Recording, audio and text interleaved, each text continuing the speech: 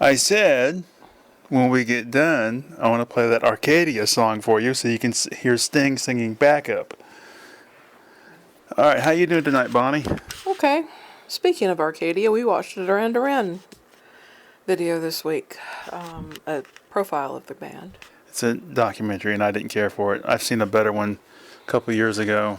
They completely skipped over uh, several albums, and I didn't think it was very in depth. But the guys are still charming and the music's still good. Really, you like their current stuff? I like Duran Duran, traditional, 80s, 90s. Okay, but you don't like any of the current stuff. Haven't really listened to it, have I? What do you like in the last 2 or 3 albums? I haven't heard any of the last 4, but I did like Red Carpet Massacre a lot. Is that the one where Justin Timberlake produced one of the songs? Yeah. And I made fun of you endlessly about liking a song that so obviously sounded like something by him. Yeah, well, that album and Astronaut you thought sounded too modern. Yeah. But I like Astronaut a lot. And, You painted a picture of an astronaut recently, didn't you? One of your pictures. yeah. Anyway, so, I guess we should start with what's going on lately. Well, I've been taking care of your mom because your sister's in Montana with her, what is it now called, Lance? They are engaged. Beyonce. Yeah. So. She's moving to Montana. We don't know yet. She has not set a date. She does not know when she's moving. But it's really got Jane, your 80-year-old mom, very upset, having to be completely uprooted. You'd think she'd be used to it, having lived in 5 or 6 or 5 different houses and God knows how many different trailers, apartments, etc., and in with family in between all those houses. When you get to be old, this was supposed to be her final house. Yeah, it was supposed to be. Then your dad walked out. So, but what was it you said? She expressed doubt about this guy that my sister's marrying. She said she didn't know if this was the right guy for her or something.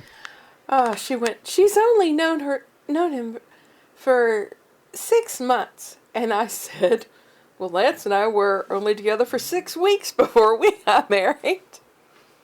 We were only together for 2 days before you moved in with me. I know, second date. But, that's been her whole thing, is not knowing what to do, not knowing how to decide what to do, dithering between things, and, regretting the previous step and not knowing which next step to take. It's sad listening to all the regrets and the pain in her life. I have to wait while she gets into the shower and make certain she doesn't fall, and she gets out and takes care of things. And so while I'm waiting for her as she's showering, I was looking around the house today, and I realized there's really nothing that we need or want from her house except for like rugs. Well, I wanted those. When you told me my sister threw away her cookbooks, I was pissed off because I wanted some of those cookbooks. I'm assuming that she remembers or knows this correctly. That's the thing with your mom. I mean, until I talked to Catherine about some of these things, I don't know how accurate Jane's reflections are or memories are, because she does have issues with senility. And she has problems hearing as well. She had several I wanted because there were things we had growing up. One was a Southern Living cookbook. One was a Hershey's cookbook that had all these cool illustrations in it. And there was another one, I think it was also a Southern Living cake cookbook. And that was where I got the cream cheese pound cake recipe from. And there were some other ones in there. I told your sister about this acquaintance I had a number of years ago who went through the process of Swedish death cleaning. And she's about 15 to 20 years older than I am, this woman. So she already has grown kids and grandkids that are well into their teens and stuff at this point.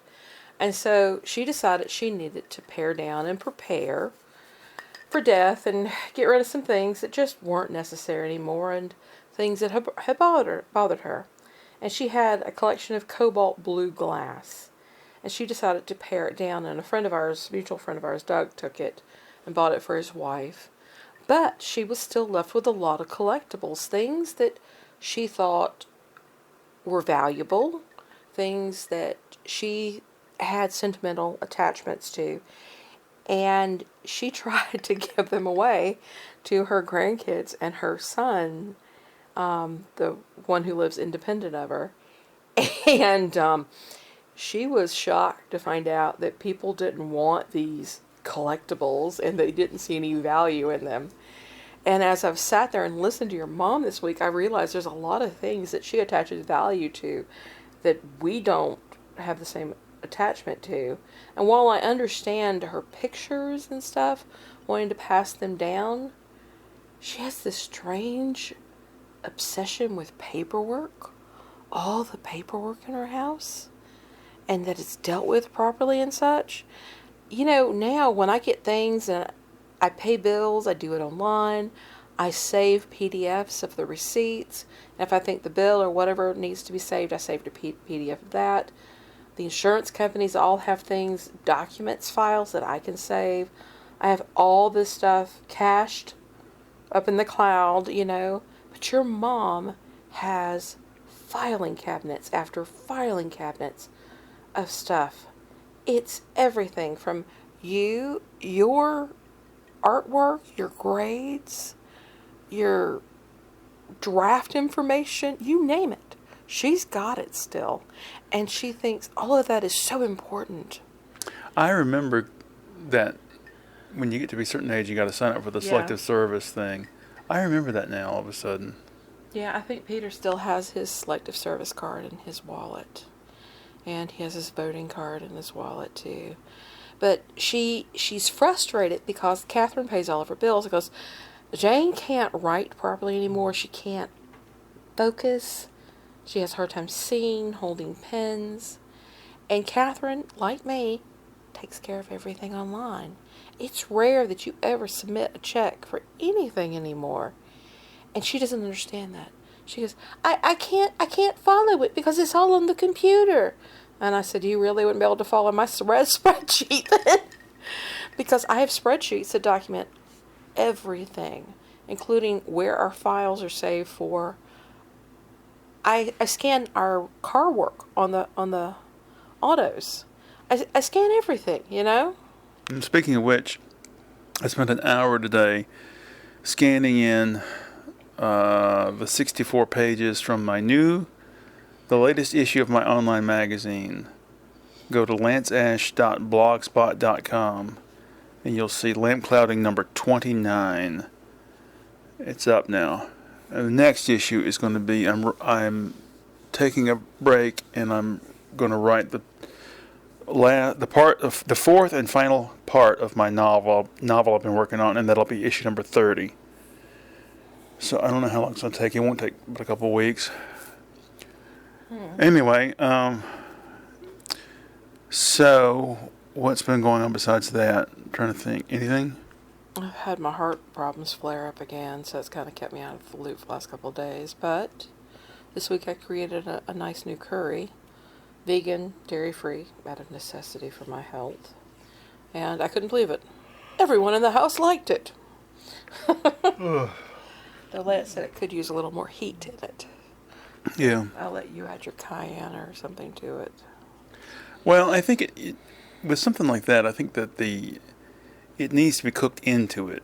I think it's not enough just to add some curry powder on top. No, not cayenne. Yeah. Sorry, cayenne on top. I think it needs like little, those tiny little Vietnamese the chili peppers chilies. Cooked into it. Yeah. It would be good, but with Peter eating it also, I kind of have to be careful with his ulcerative colitis and such. Yeah. Well, they've shown that hot chili peppers are actually good for your digestive system. It actually cushions it. Unless you have ulcerative colitis. Yeah. I don't listen to doctors. I do my own research. Now who do you sound like? A damn fool Trumpist. Mm. I cut your hair today and I slipped. Yeah. Oops. So unfortunately it's right above the, what's this called? This right here, I'm touching it. I don't know. What that part of the body? She's touching The my, mutton chops? I guess. Sideburns, above the sideburns. Anyway, I went to the dentist on Thursday, and That gave you a 3-day weekend. Yeah. So they have TVs set up in the rooms where they do the cleanings, and they have this music. From hell. What do you call it? Service called Music Choice, and I guess there's different genres. They have it set on the country pop classics of the past setting. So they play Merle Haggard, Waylon Jennings, Johnny Cash, Crystal Gale, what's his name, Charlie Rich. Oh. And they show pictures while the song is playing. They show pictures of the artist, and little bits of trivia if you happen to be watching the screen. Did you know that he got arrested for beating his wife 29 times? So all this shitty music that I heard growing up, it was playing while I'm getting my cleaning, and I'm just, some people writhe while they're getting a cleaning at the dentist, but I'm writhing because I'm listening to When We Get Behind Closed Doors and all that crap. Oh my God! My head, thanks. 80s mainly late 70s, 80s country pop music was so filthy. It was all about me and my woman going to get in the back room and do our thing now. Or he's been cheating on his woman, or she's been cheating on him. And it's all, it's all the same shit. And I've said before, the defining characteristic of country music is that it's an advertisement for that lifestyle. It's all about being someone who listens to country music. Just like early rock and roll, a lot like early Chuck Berry was all about celebrating the fact that we are here listening to rock and roll together. And metal's like that a little bit. So some metal is about, we are brothers in the heavy metal crowd. I think that music should be more flexible than just. Rap style does the same thing too. Some rap is, yeah. Especially early on, there was the whole gangster movement outside of California, and now Atlanta has a huge gangster rap scene. Yeah, but I don't like music that's just about itself. I think it all speaks to the idea that these movements, political, philosophical, religious, all have music attached to them so as to evoke some sort of emotional response and ensure that they are more wedded to the ideas and the philosophies of that group. Well, I heard Frank Zappa and Keith Richards both say that there was definitely an element of visual fashion element to rock and roll, that each different movement of rock and roll had to be associated with its own. They touched on that in the Duran Duran documentary. They focused on interviewing the people who sold their clothes or helped prep their sets or their style for album covers, and that was a big freaking deal. And to me, that was one of. When grunge first came out, I wasn't really big into it. But one of the things I did like about it was there was a movement of we're going to wear whatever the hell we happen to be wearing that day. Yeah. And the whole thrift store scene exploded at that point. It moved out of Seattle and just spread to every corner of the nation.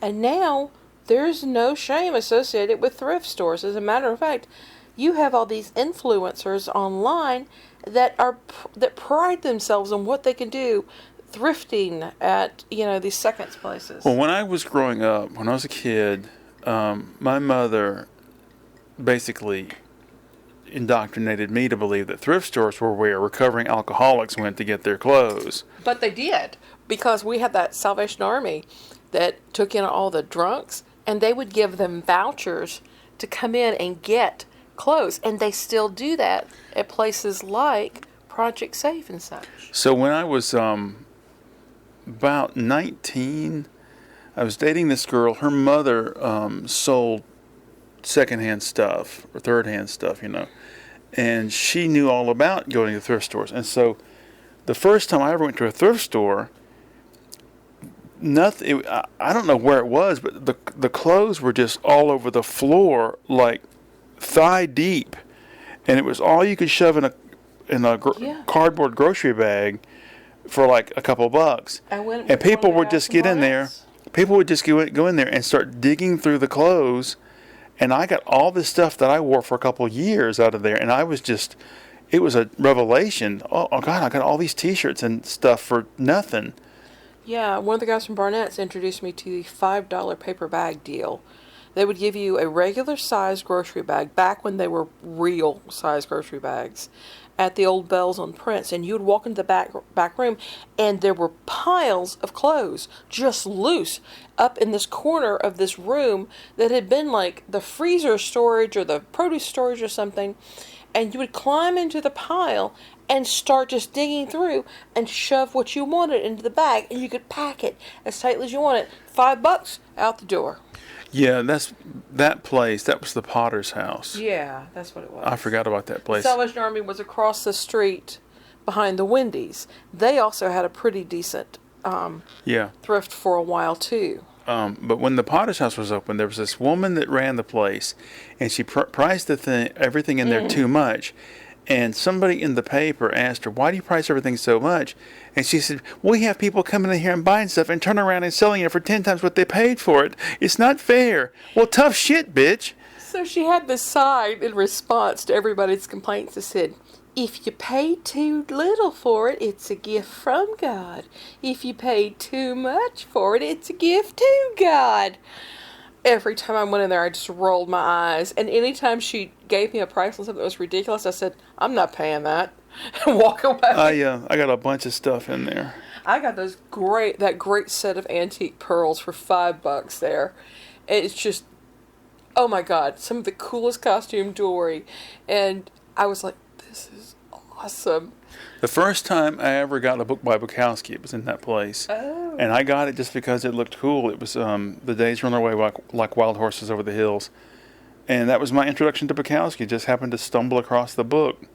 My introduction was reading Bukowski in the ER Waiting for You. And I read the entire book of Post Office there. Yeah. Oh, let's check the time on the... Oh, we got 2 minutes to go. Okay. So, what else is going on? You had a 3-day weekend. Yeah, you ran a lot thank of goodness. I errands. got so much done this weekend. Got some things caught up. Yeah. Haven't done anything around the house of note lately. Finished a painting last night. Thank goodness.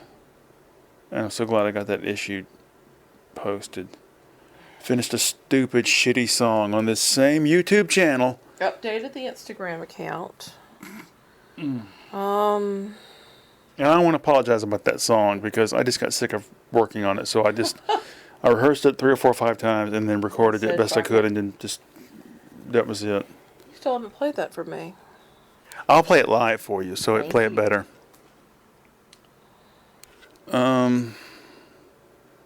I'm trying to study French at the moment, but I'm in a quandary because I want to maintain my German skills. So I'm trying to read something in French, something in English, and something in German at the same time, and I just don't have the time for it. Well, since we got the TV, which we're not watching that often, Netflix has a number of German police procedurals and mysteries. Yeah. If you want to watch that, I'm game. Okay. It'd just let you sort through and decide what we'd watch. But like I said, most of them are mysteries. I'd like to watch modern ones, not stuff from the They are. 70s. Okay. They are. It's bad enough watching American television from the 70s. What was that one we watched with John Thaw for a while? That was so funny. Oh, the Sweeney was wonderful. Sweetie, it was a hoot. It So was good violent. knock'em sock'em Yeah. guys running around in polyester suits, grabbing the babes and kissing them, and speeding rapidly down the road and fighting with the gangsters. That whole emphasis, the British emphasis on staying drunk half the time is just Yeah. unbelievable how anybody survived all that. And smoking. What was that 1970s police show with the two guys that drove around all the time? Oh, Starsky and Hutch? Yeah, it's like a better version of Starsky I and never Hutch. watched that when I was a kid, and a couple years ago I tried to watch one, and I just thought, this is puke. All right, so that's about it. Anything else? Nah. All right, everybody. Thank you for listening. Bye-bye.